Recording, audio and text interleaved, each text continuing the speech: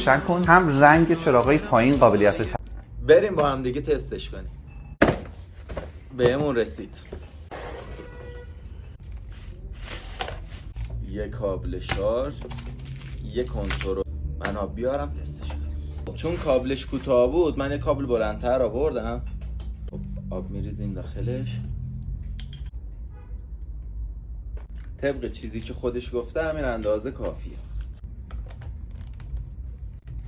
این از محباشش نور داره. خب من تستش کردم، اینا هر جفتش با هم دیگه همزمان نمیتونه روشن باشه. اینکه بالا اینم که خاموش کنیم میتونیم از مهپاشاش استفاده کنیم. پایش هم حالت چرخاننده داره. چیز جالبیه. من اینو 1,450 خریدم. به نظر من ارزش خرید داره، کیفیت خوبی هم داره. برای تابستون به نظرم خیلی جالبه. بچه ها فکر میکنم باید شارژش کامل باشه، چون الان مهپاشش جدا کار نمیکرد ولی الان همزمان کار میکنه.